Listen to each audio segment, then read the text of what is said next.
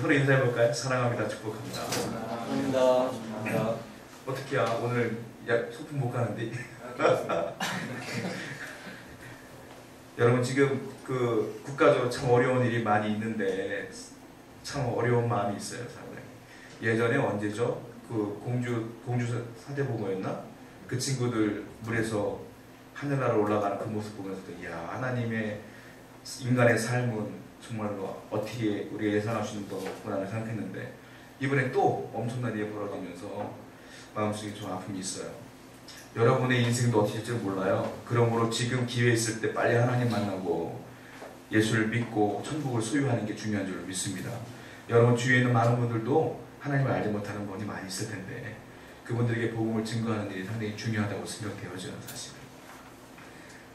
자, 다시 우리는 부활절과 종료주일과 부활절을 마치고 다시 사도행전으로 들어옵니다. 우리가 사도행전 18장 말씀까지 보았더라고요.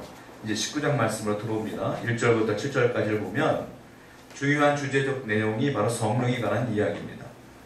바울이 성령을 받았느냐 묻고 그리고 그들이 못 받았습니다라고 했을 때 바울이 그들에게 안수합니다. 그때 성령이 임하시며 맨 마지막 줄을 보면 방언도 하고 예언도 하더라 라는 얘기가 나오고 있어요. 자, 먼저 사도행전을 우리가 지금 19장까지 보고 있는데 성령님이 역사하신 장면들이 곳곳에 있었어요. 제일 먼저 성령이 역사했던 장면은 어디냐? 사도행전 2장에 나와 있어요. 2장을 보면 오순절날 120명의 예수님의 제자들이 기도합니다. 약속을 믿고 그때 성령이 임하시죠. 그때 역사하시죠. 그때 사람들이 방언도 하고 예언도 하고 아주 자세하게 묘사를 하는데 성령이 역사하실 때 불의 혀같이 갈라짐이 보이더라라고 할 정도로 얘기가 막 나오는 장면을 보게 돼요. 사실 영화로 말하면 슬로우 비디오를 보는 것 같아요. 막 그냥 그 아주 세세한 장면들을 묘사하는 것들을 보게 돼요. 그리고 언제 나오냐면 8장에 나와요. 성령이 역사하는 게. 8장에 나오는 내용을 한번 살펴볼게요. 2장은 너무 유명하니까 넘어가지만 8장 6절부터 8절까지 볼게요. 사도행전 8장 6절부터 8절입니다. 같이 읽겠습니다. 시작. 우리가 빌립의 말도 듣고 하나님의 표적도 보고 한마음으로 그가 하는 말을 따르더라. 많은 사람에게 붙었던 더러운 귀신들이 크게 소리를 지르며 나가고 또 많은 중풍병자와 못 걷는 사람이 나으니 그 성에 큰 기쁨이 있더라. 자, 빌립 집사가 핍박을 피하여 사마리아로 도망을 가죠. 도망을 가는데 전도를 막 하면서 합니다. 사마리아는 알다시피 유대인들이 개라고 취급할 정도로 인간 취급을 안 했던 사람들이에요. 왜냐하면 유대인들은 단일 민족이에요. 그것을 지켰어요. 피가 섞이지 않았다고요. 그런데 사마리아는 아수르로 인하여 피가 섞였어요. 혼혈이에요, 혼혈. 그러니까 그들이 볼 때는 너는 유대인이 아니야 라고 취급해버리고 개라고 취급했어요. 상종을 안 했다고요. 그래 놀라운 일은 거기에 성령이 임해요. 빌립이 전도를 하면 성령이 임해요. 이후로 어떤 일이 벌어지냐면 베드로가 이 사실을 듣고 그 사마리아 땅으로 들어갑니다. 그래서 안수를 막 해요. 안수했을 때 성령이 또 강력히 임하는 걸 보게 돼요. 여러분 그 베드로가 안수할 때 성령이 임하고요. 바울이 안수할 때도 성령이 임했어요. 오늘날 한국교회 목사님들이 안수를 해요. 한 교회 리더들에게 안수권이 있어요. 목사님들에게 안수권이 있어요. 자, 안수가 뭐냐면 하나님이 그 교회 리더로 세웠기 때문에 그 리더에게 특별한 하나님의 은혜가 있는 거예요. 그 은혜가 베드로를 통하여 흘러간 것처럼 바울을 통하여 흘러간 것처럼 지금도 한 교회 리더들을 통하여 흘러간다는 거예요. 그러므로 여러분들이 목사님을 통해 안수받는 걸 즐거워해야 돼요. 부담스러워하면 안 돼요, 사실은.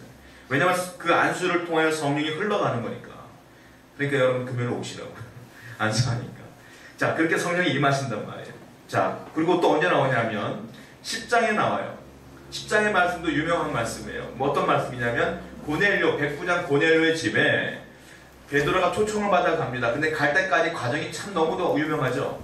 베드로가 고넬료 이방인이기 때문에 기도하지 않겠노라고 했지만 환상 중에 보이지 않습니까? 먹어라. 못 먹습니다. 이걸 어떻게 먹습니까? 내가 의롭다는 걸 먹어도 된다. 먹어라. 그때 고넬료의 하인들이 와서 고넬료의 집으로 가서 복음을 증거하죠. 그때 베드로가 말씀을 증거하고 안수했을 때 역시 성령이 뜨겁게 역사하는 장면이 10장에 나와요. 그리고 성령이 역사하는 장면이 어디 나오느냐? 오늘 본문에 나와요. 19장 1절부터 7절 말씀 보면 맨 마지막에 보면 16절 보면 바울이 그들에게 안수함에 성령이 그들에게 임하였다라고 하면서 현상이 나오는데 방언도 하고 예언도 했다. 근데 그 사람이 몇 명이냐? 한 12명쯤 되더라.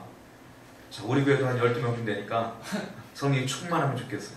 할렐루야. 12명쯤 되더라 이렇게 나오는 거예요. 지금 그 소수가 은혜를 받아서 성령을 경험하는 장면이 여기 나와요.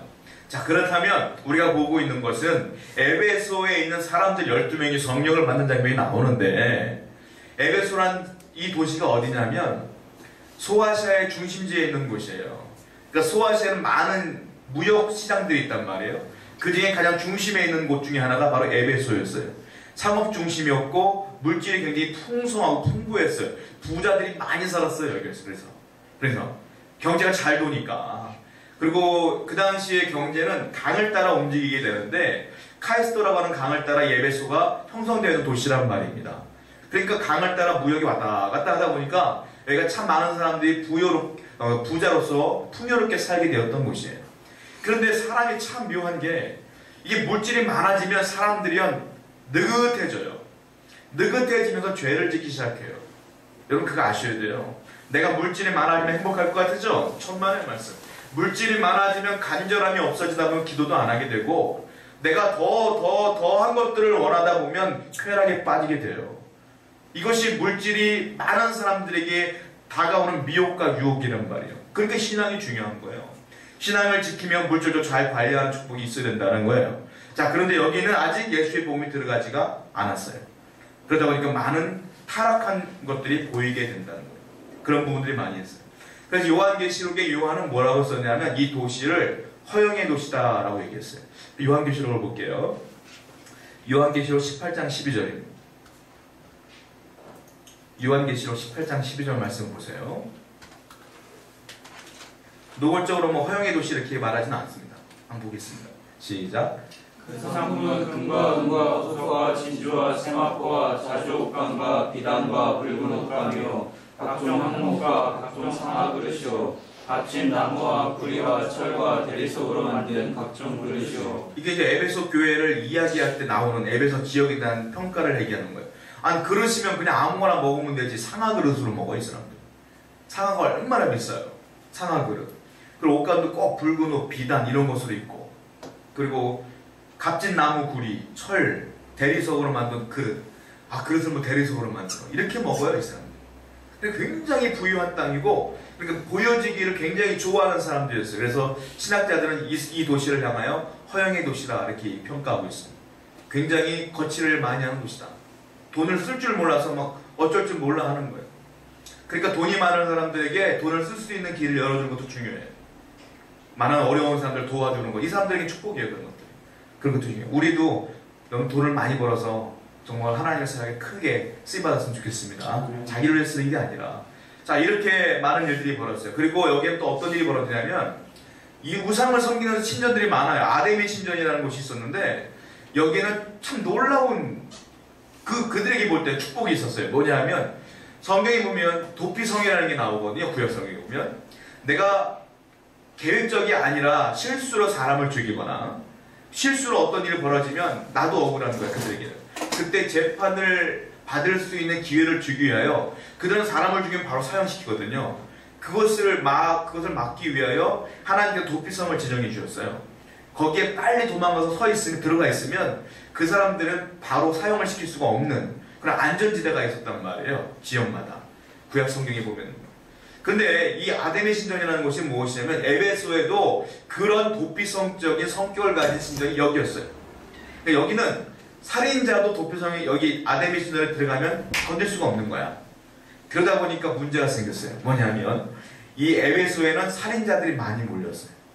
그리고 죄를 지은 사람들이 많이 몰렸어요. 범죄자들이 엄청나게 몰렸어요. 그 사람들이 계획적으로 지금 범죄 일자로 다 몰렸어요. 이렇게. 그러다 보니까 여기 범죄의 도시라는 별명까지 붙을 정도로 심각한 상태에 있었다는 거예요. 또 어떤 일이 있었냐면 여기는 주술과 그리고 이 사람들이 부적을 많이 사용했던 곳이에요. 그러니까 주술과 부적이 넘치는 곳이기 때문에 우리도 결혼의 문제, 인생의 문제 고민 있을 때 어디 찾아갑니까? 안 믿는 분들, 믿지 않는 분들.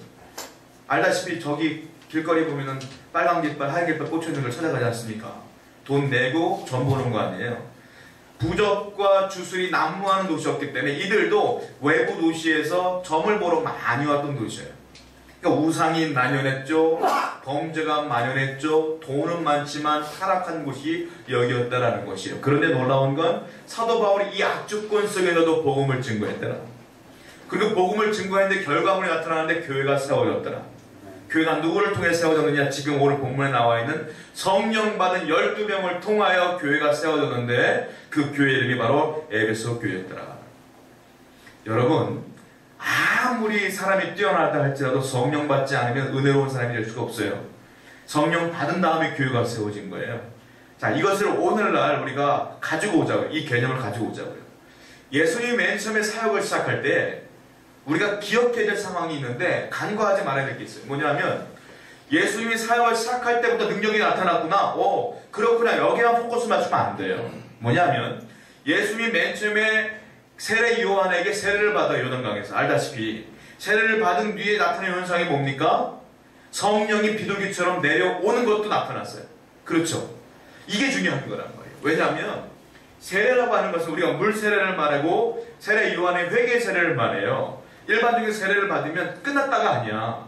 예수님께서 우리에게 보여주고 싶은 게 뭐냐면 세례를 받은 위에 예수를 영접하겠다고 마음을 먹은 뒤에 와야 될 게 뭐냐? 성령의 세례가 와야 된다는 걸 보여주시는 거예요. 그리고 그 이후에 항상 세례받은 사람들에게 안수할 때마다 성령의 세례가 불붙어 일어났어요. 이 사건을 왜 보여줬을까요? 우리가 기억해야 돼요. 오늘날 그 개념을 갖고 온다면 교회 다닐 수 있어요. 누구나가. 교회 다닐 수 있고 교회 세례도 받을 수가 있어요. 뭐 기도도 할 수 있어요. 예배도 할 수 있어요. 중요한 게 뭐냐? 그것으로 끝나면 안 된다는 거예요. 뭐냐? 성령 세례를 받아야 된다는 거예요. 그래야 진정한 예수의 제자가 될 수 있다는 거예요. 여러분 성령을 받으셨습니까? 오늘 사도 바울이 그들에게 묻는 게 뭔지 아세요? 야, 너희들 세례를 받았느냐? 성령을 받았느냐? 물어요. 그때 모른다. 우리 받은 적도 없고 처음 듣는 얘기다. 그때 사도 바울이 안수를 합니다. 그때 성령이 탁 임하는 거예요. 사랑을 세우는 가족 여러분, 우리가 교회다워야 될 이유가 있어요. 우리가 성도다워야 될 이유가 있어요. 그것은 바로 하나님의 뜻을 나타내야 되기 때문이에요. 그런데 그것을 과정을 겪어야 되고 그것을 완성되게 해주는 방법은 성령께서 역사하시는 방법밖에 없어요. 그럼 여러분 항상 성령을 기대하며 살아야 될 줄로 믿습니다. 자, 이걸 오늘날 개념으로 쫓아오면 갖고 오면 오늘날 교회에도 많은 분들이 교인으로 섬기고 있지만 교회를 첫 번째로 여전히 육체 가운데 있는 분들이 있다라는 거예요. 성령과 상관없이 살아가는 분들이 있다라는 거예요. 쉽게 말하면 그런 분들을 종교인이라고 말해요. 저는 그냥 교회만 오는 거예요. 그냥 교회만 왔다가 그냥 시간 떼고 가는 거예요. 그냥 그리고 말하죠. 사람들이 종교가 뭡니까? 기독교입니다 라고 얘기합니다. 이 사람들은 육체의 사람이다, 육체에 빠져있는 사람이다 라고 얘기하는 거예요. 자, 고린도전서를 살펴볼게요. 고린도전서 12장 14절을 보겠습니다. 이분들의 특징이 뭐냐면 아직 거듭나지 못한 사람. 고린도전서 우리 2장 14절입니다. 2장 고린도전서 2장 14절 같이 읽을게요. 시작. 육에 속한 사람은 하나님의 성령의 일들을 받지 아니하나니 이는 그것들이 그에게는 어렵게 보이며 또 그는 그것들을 알 수 없나니 그러한 일은 영적으로 분별되기 때문이라. 육에 속한 사람들은 영적인 일들을 싫어해요. 기도하는 거 싫어해요. 말씀 읽지 않으면 싫어해요. 다 그게 어리석게 보여요. 아니 기도해서 뭐 하냐는 거예요. 지금 해야 될 게 뭐야? 빨리 나가서 내가 할 일을 해야 하는 것이 맞지 않느냐는 거예요. 이게 다 그들에게 어리석게 보인다는 거예요. 이 사람들의 특징이 뭐냐? 육에 속한 사람들이다 라는 거예요. 전혀 하나님과 상관없어요. 또 이 사람들의 특징이 있어요. 갈라디아서 5장 17절을 보세요. 갈라디아서 5장 17절입니다. 자, 읽겠습니다. 시작. 육체의 소욕은 성령을 거스리고 성령은 육체를 거스리나니 이들이 서로 대적함으로 너희가 원하는 것을 하지 못하게 하려 합니다. 육체의 소욕은 성령을 거슬려요. 그러니까 불편한 거야. 교회에 나와서 교회를 따라가는, 목사님 말씀을 따라가는, 신앙을 따라가는 것들이 불편한 거야. 행복하지가 않은 거예요. 이 사람들은 아직 하나님의 성령에 가득한 사람이 아니다라고 사도 바울은 얘기하고 있어요. 또 얘기합니다. 갈라디아서 5장 19절부터 21절까지 보세요. 갈라디아서 5장 19절부터 21절입니다. 구체적인 죄가 나와요. 시작. 육체의 일은 분명하니 곧 음행과 더러운 것과 호색과 우상숭배와 주술과 원수 맺는 것과 분쟁과 시기와 분냄과 당짓는 것과 분열함과 이단과 투기와 술 취함과 방탕함과 또 그와 같은 것들이라. 여기까지 볼게요. 육에 속한 사람들이 짓는 죄가 쫙 나오고 있어요. 이거를요 15가지 죄가 나오는데 네 부류로 나눌 수 있어요. 첫 번째로는 성적인 죄, 성적인 악. 두 번째는 종교적인 죄. 세 번째는 공동체를 무너뜨리는 사회적인 죄. 마지막에는 절제하지 못하는 무질서한 죄. 이 네 가지로 나눌 수가 있거든요. 첫 번째 성적인 죄는 이 갈라디아서를 보면 뭐라고 나와있냐면 음행이 나오고 더러운 것, 호색, 이게 성적인 거예요. 그리고 종교적인 것은 우상 숭배, 술수. 그리고 공동체를 파괴시키는 악한 것은 뭐냐면 원수 맺는 것, 이거 반목 현상이라고 하죠. 원수 맺는 것, 분쟁, 시기, 분노, 당짓는 것, 파당 만드는 거예요. 분열, 투기. 그 무절제는 뭐냐면 술 취함, 방탕 이렇게 나오고 있어요. 자, 육에 속한 사람의 특징은 이 죄들 가운데 다 포함되어 있다는 거예요. 속해 있다는 거예요.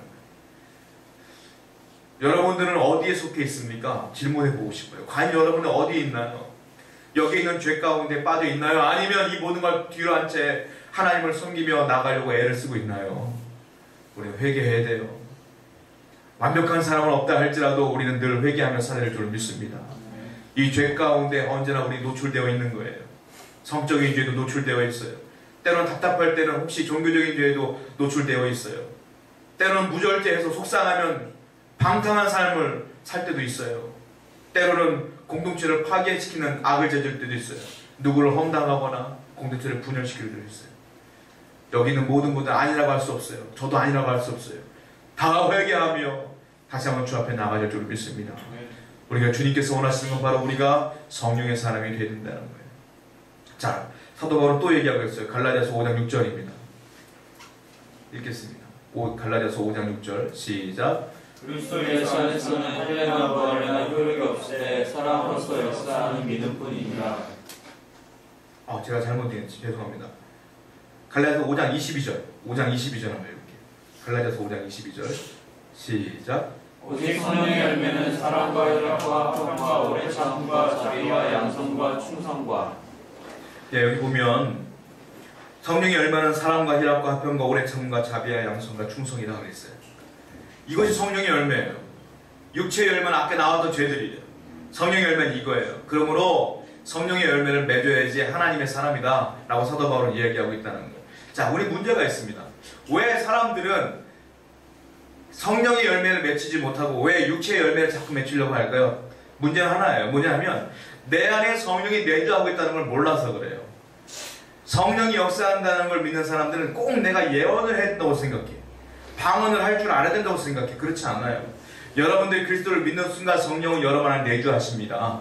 할렐루야. 그러므로 내주하시는 걸 믿는 사람들은 절제할 줄 알아야 돼요. 이건 죄인데 하고 고민할 줄 알아야 돼요. 근데 뇌가 왜 죄를 짓느냐면 내주하는 것, 하나님이 내 안에 있는 걸 잊어먹고 사니까 그러는 거예요. 내 마음대로 사는 거예요. 주님은 여러분 앞에 계십니다. 이 사실을 기억하시고 내 육체를 정결하게 만들어야 된다는 거예요. 두 번째로 생각할 게 있는데요. 완전 육체에 빠진 사람 말고 교회도 잘 다니고 은혜도 받은 사람들이 있어요. 그럼에도 불구하고 성령과 상관없는 삶을 사는 사람들이 있어요. 이 사람들은 누구냐? 육신에 속한 사람이라고 말할 수 있어요. 한마디로 쉽게 말하면 철없는 사람들, 영적인 철이 들든 사람들 이렇게 말할 수 있어요. 성경을 보겠습니다. 고린도전서 3장 1절입니다. 고린도전서 3장 1절 자 읽겠습니다. 시작. 형제들아, 내가 신령한 자들을 대한 것 같이 너희에게 말할 수 없어서 육신에 속한 자 곧 그리스도 안에서 어린아이들을 대한 것 같이 하노라. 사도 바울이 뭐라고 말하냐면 야, 육신에 속한 자 곧 그리스도 안에서 어린아이를 대한 것 같이 하노라. 나는 육신에 속한 사람들은 그냥 애들 대하듯 할 거야 이렇게 얘기하고 있는 거예요. 이걸 다른 말로 말하면 뭐예요? 너희는 애들 같다, 철없다 이 말이에요. 한마디로 육신에 속한 있는 너희들은 성숙하지 못했구나 라고 말하는 거예요. 자, 또 말하고 있어요. 고린도전서 3장 3절을 보세요. 바로 뒷절입니다. 시작. 너희는 아직도 육신에 속한 자로다. 너희 가운데 시기와 분쟁이 있으니 어찌 육신에 속하여 사람을 따라 행하면 안 되리요. 4절도 읽으세요. 시작. 어떤 이는 말하되 나는 바울에게라 하고 다른 이는 나는 아볼로에게라 하니 너희가 육의 사람이 아니니요. 자, 2절, 3절, 4절을 보면 특징이 나와 있어요. 뭐냐면 2절은 그냥 너희는 어린아이에 왔구나. 난 너희들 애 취급할래 이렇게 말했지 않습니까? 그 이유가 3절과 4절이 나오는 거예요. 3절을 보면 뭐라고 써있냐면 너희 가운데 시기와 분쟁이 있구나 이렇게 말하고 있어요. 그 4절을 보면 나는 바울파다 나는 아볼로파다 라고 분파가 일어났다라는 거예요. 다른 말로 말하면 육신에 속해 있는 사람은 은혜도 받았어요. 하나님도 믿어요. 그 사람들 성숙하지 못한 사람의 특징이 뭐냐면 시기와 분쟁으로 분파를 만든다라는 거예요. 교회를 분열시킨다. 이 사람들은 젖 먹는 아이랑 똑같다. 성숙하지가 못했다. 내가 중요한 거예요. 내가. 교회가 중요한 게 아니에요. 하나님이 중요한 게 아니에요. 내 생각이 중요한 거예요. 그러므로 성숙하지 못한 사람들의 특징은 이런 사람이다. 여러분 교회는요. 사랑과 연합뿐이에요. 분열과 분파는 없어야 될 줄로 믿습니다. 만약 그런 일들을 추구하는 사람들은 미성숙한 사람이에요. 사도 바울의 정의로 인하면 육신에 속한 사람이에요. 교인들 마음에 안 들 때도 있어요. 목사도 마음에 안 들 때도 있어요. 서로 간에 마음에 안 들 때도 있어요. 사람과 사람 관계이기 때문에. 그러나 은혜 가운데 모든 걸 용납하는 우리 세우는 가족 되기를 축원드립니다. 그래서 연합이 있어야 된다는 거예요. 그렇다면 마지막으로 사도 바울이 말한 성령의 사람들은 누구냐? 자, 성령이 하시는 일을 보려면 고린도전서를 한번 살펴봐야 돼요. 굉장히 긴데 12장 1절부터 11절입니다. 고린도전서 12장 1절부터 11절입니다. 자, 제가 1절 읽고 여러분들 이정희 넣으시고 교독해 볼게요. 12장 1절부터 11절입니다. 형제들아 신령한 것에 대하여 나는 너희가 알지 못하기를 원하지 아니하노니 너희도 알거니와 너희가 이방인으로 있을 때 나를 통하는 사람에게로 그는 그대로 끌려가느니라. 그러므로 내가 너에게 알리노니 하나님의 영으로 말하는 자는 누구든지 예수를 저주할 자라 하지 아니하고 또 성령으로 아니하고는 누구든지 예수를 주시라 할 수 없느니라. 은사는 여러 가지나 성령은 같고 직분은 여러 가지나 주는 같으며 또 사역은 여러 가지나 모든 것을 모든 사람 가운데서 이루시는 하나님은 같으니 각 사람에게 성령을 나타내심은 유익하게 하려 하심이라. 어떤 사람에게는 성령으로 말미암아 지혜의 말씀을 어떤 사람에게는 같은 성령을 따라 지식의 말씀을 다른 사람에게는 같은 성령으로 믿음을 어떤 사람에게는 한 성령으로 병 고치는 은사를 어떤 사람에게는 능력 행함을 어떤 사람에게는 예언함을 어떤 사람에게는 영들 불교함을 다른 사람에게는 각종 방언 말함을 어떤 사람에게는 방언을 통역함을 주시나니. 같이 읽게요. 이 모든 일은 같은 성령의 행하사 그의 뜻대로 각 사람에게 나눠 주시는 것이니라. 성령이 행하시는 일이 쭉 나오는데 은사가 나와요. 뭐 방언도 나오고 통역함도 나오고 쭉 나와요. 그래서 우리가 흔히 오해하는 것 중에 하나가 성령이 충만한 사람이 은사가 많기 때문에 그 은사가 많은 뭐 아무개 권사님을 찾아가 기도를 받는다든지 이런 경우가 굉장히 많아요. 성령이 나타나면 은사가 나타납니다. 확실하게 나타나요. 그런데 이런 은사 가운데도 사단이 속이는 은사가 있다는 거예요. 비슷하게 속여요. 이걸 분별해낼 줄 알아야 돼요. 근데 가장 중요한 은사가 뭔지 아십니까? 3절이에요. 지금 읽은 3절. 3절이 가장 중요한 은사예요. 한번 읽어보세요. 시작. 그러므로 내가 너에게 알리노니 하나님의 영으로 말하는 자는 누구든지 예수를 저주할 자라 하지 아니하고 또 성령과 아니하고는 누구든지 예수를 주시라 할 수 없느니라. 가장 중요한 은사가 뭐예요? 내가 예수님은 나의 구주십니다 라고 고백하는 것. 사람 힘으로 안 된다 써있어요. 예수님의 영이 성령이 내 안에 내주하시기 때문에 가능한 것이다 라고 있어요. 여러분 예수를 믿습니까? 그렇다면 여러분이 성령에 충만한 사람인 거예요. 성령이 여러분 가운데 있는 거예요. 할렐루야. 이걸 믿어야 된다는 거. 나는 은사가 없는데요? 아니에요 여러분. 내가 예수를 믿는다는 것 자체가 성령께서 나와 함께한다는 증거라는 거예요. 근데 많은 사람들은 더한 것들을 눈에 보는 표적을 구하는 게 문제가 된다는 거예요. 여러분에게 성령이 있다. 이 사실을 기억해야 된다는 거예요. 또 하나 생각해야 할 게 있어요. 성령이 하시는 일이에요. 성령의 사람은 먼저 예수님을 내 구주로 믿습니다. 할렐루야. 믿으시기 바랍니다. 아니요 믿죠? 아멘. 믿는 거예요. 두 번째로 어떤 사람이냐면 베드로 후서 1장 20절과 21절을 보세요. 베드로 후서 1장 20절과 21절입니다. 자, 읽어볼게요. 베드로 후서 1장 20절부터 21절 시작. 먼저 알 것은 성령의 모든 예언은 사람을 bil 것이 아니 예언은 언제든지 사람 사람의 뜻으로 된 것이 아니요 오직 성령의 감동하심을 받은 사람들이 하나님께 받아 말하는 것이니라. 자, 보시면 알겠지만 먼저 알 것은 성경의 모든 예언은 사사로이 풀 것이 아니라 내가 공부해서 풀 것이 아니라는 거예요, 성경은. 그리고 또 뭐라고 써있습니까? 예언은 언제든지 사람의 뜻으로 낸 것이 아니다. 오직 성령의 감동하심을 받은 사람들이 하나님께 받아 말한 것이다. 이게 성경이라는 거예요. 그런데 중요한 게 뭐냐? 이 성경을 사사로이 보지 않고 사람의 것으로 보지 아니하고 하나님의 것으로 믿는 자, 이 사람이 성령의 사람이다. 여러분, 성경이 하나님의 말씀이라는 걸 믿습니까? 그렇다면 여러분은 성령의 사람인 거예요. 내가 비록 예언하지 못해도, 내가 기도 때 병고침이 나타나지 않아도 여러분들은 성령의 사람인 거예요. 이 책을, 성경을 하나님의 책으로 믿는 게 쉬운 게 아니라고요. 성령이 내 안에 있기 때문에 믿어진다는 거예요. 할렐루야. 그러므로 누구 예언하는 거 부러워할 필요 없어요. 나는 이미 성령의 사람으로서 구원을 성취한 사람인 거예요. 이 사실을 믿으며 언제나 긍정적으로 살아야 될 줄로 믿습니다. 그러므로 성령의 사람은 긍정적인 사람이에요. 이산화탄소가 꽉 차 있는 곳에 산소가 들어가면 우리가 숨을 쉴 수 있는 것처럼 이 성령의 사람은 그러한 사람인 거예요. 답답한 곳에 들어가면 이 사람 때문에 활기가 생기는 거예요. 이런 긍정적인 마인드를 갖고 살아갔으면 좋겠어요. 자, 그리고 마지막으로 성령의 사람은 뭐냐면, 아까 제가 고린도전서에서 은사를 좀 얘기했지 않습니까? 그 은사가 가짜도 있다고요. 흉내내는 가짜가 있다고요. 가짜와 진짜 방언도 하나님이 역사하시는 방언이 있는가 하면 사람이 흉내내는 방언도 있다고요.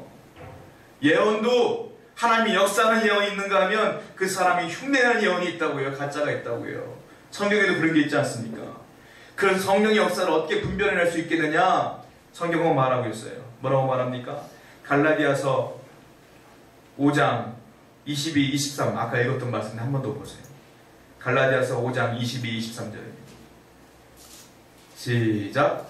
오직 성령의 열매는 사랑과 희락과 화평과 오래 참음과 자비와 양선과 충성과 온유와 절제니 이 같은 것을 금지할 법이 없느니라. 아멘.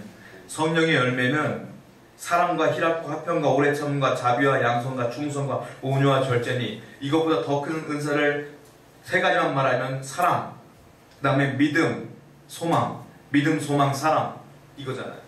자, 어떻게 분별할 수 있느냐? 그 사람의 행실을 보면 알 수 있는 거예요. 평상시의 삶의 행실을 보면 알 수 있는 거예요.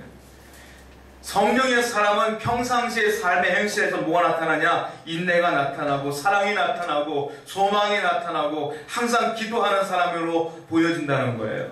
그러나 은사가 있다고 말하면서 그 사람의 행실이 그렇지 않다, 그 사람은 가짜다, 말할 수 있는 거예요.